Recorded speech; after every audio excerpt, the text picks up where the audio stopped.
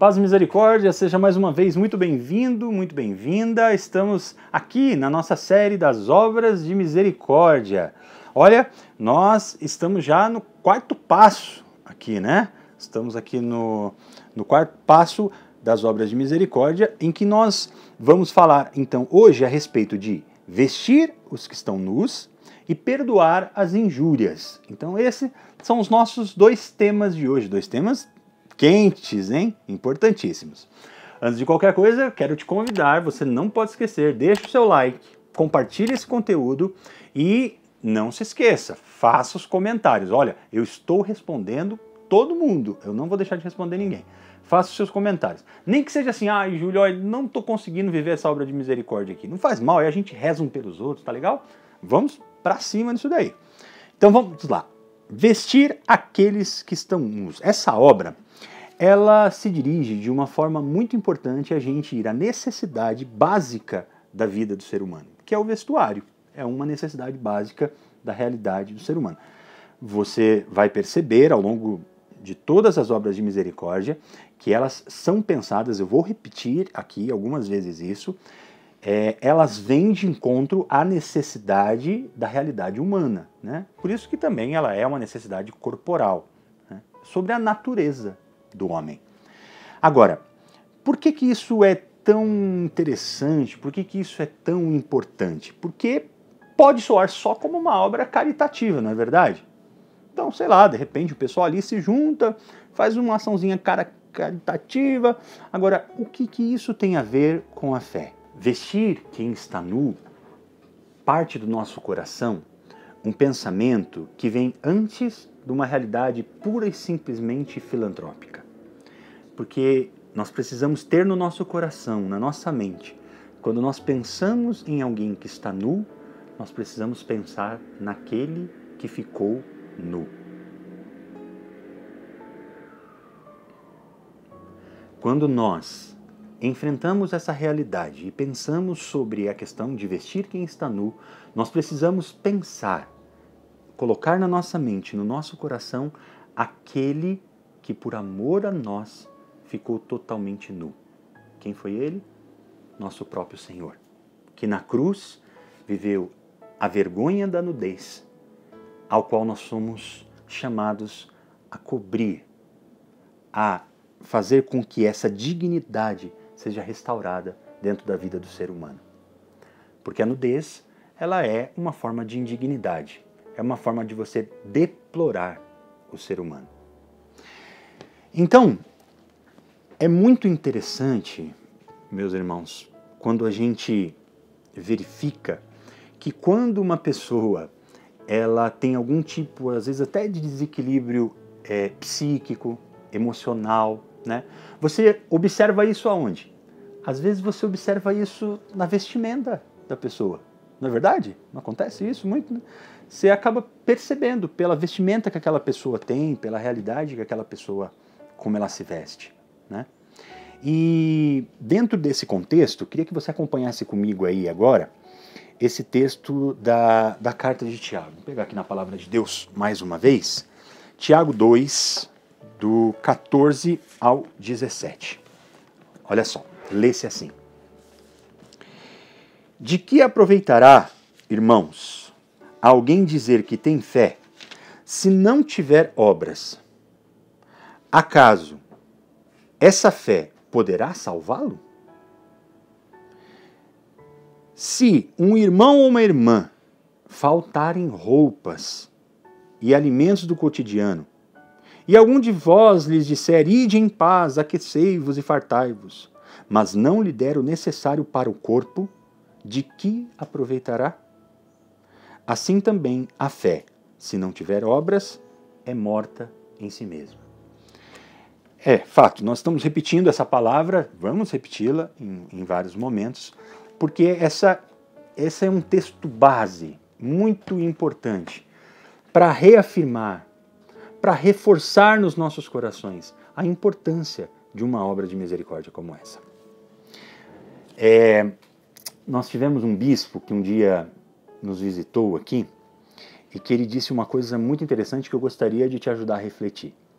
Ele disse assim: vá até o seu guarda-roupa, analise as roupas que tem lá. Se as roupas que tem lá, algumas delas, faz mais do que 1 ano que você não utiliza, significa que você não precisa delas. Pare para pensar um pouquinho a respeito disso e no final nós vamos fazer também aqui os nossos propósitos. Mas agora nós vamos para a outra obra de misericórdia, agora a obra de misericórdia espiritual, que é perdoar as injúrias. Estamos então tratando essas duas obras agora, vestir os nus e perdoar as injúrias. Tá legal?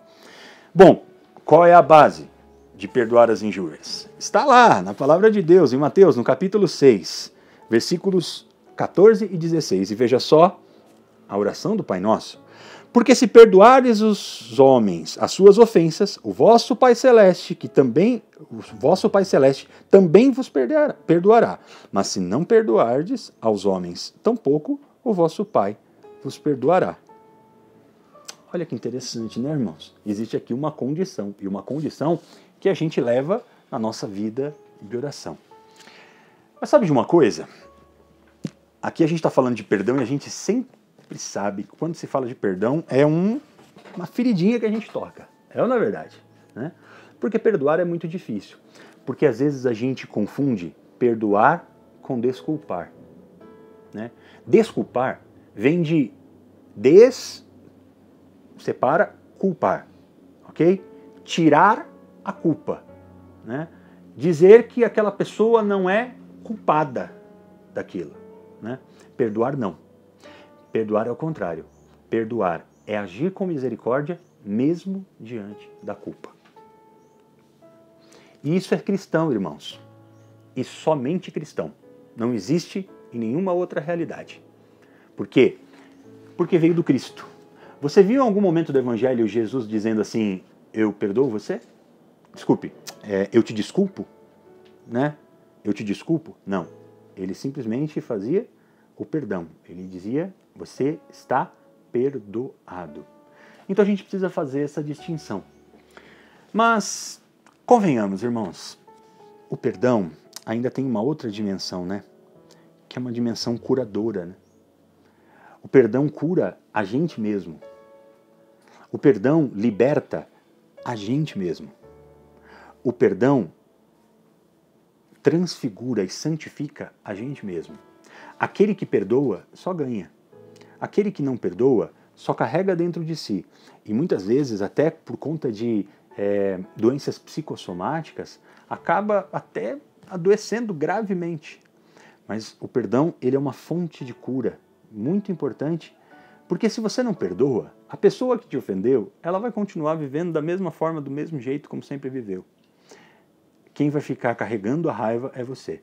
Se você perdoa, a grande libertação e a grande cura está em você.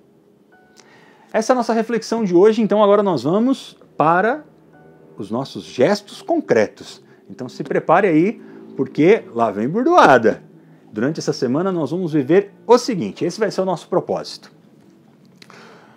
Nós vamos fazer juntos uma revisão, que é a revisão que a gente chama da Boa Morte. Qual é a revisão da Boa Morte? Dar aquela fuçada e aquela arrumada nos nossos guarda-roupas e nas nossas coisas e perceber aquilo que eu tenho de excesso e perceber aquilo que eu não uso há mais de 1 ano e que eu não preciso e com isso vou ajudar alguém.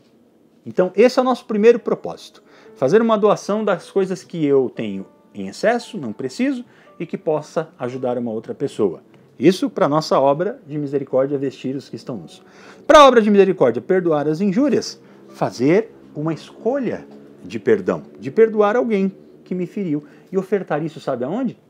Na hora do ofertório da Santa Missa. Esse vai ser o nosso propósito concreto. Não se preocupe se você não tem o sentimento de perdoar. Tome a decisão de perdoar. E por fim, não se esqueça, faça os comentários aqui, à medida da semana, conforme você vai conseguindo viver isso ou não conseguindo, coloque aqui para que a gente vá conversando. Não se esqueça, se inscreva no canal da Aliança de Misericórdia, compartilhe esse vídeo, que é muito importante, faça os comentários, pois faz com que esse vídeo chegue para mais pessoas. Muito obrigado e quarta-feira que vem, a gente está aqui de novo, falando de mais uma obra de misericórdia corporal e espiritual. Tamo junto, Deus abençoe.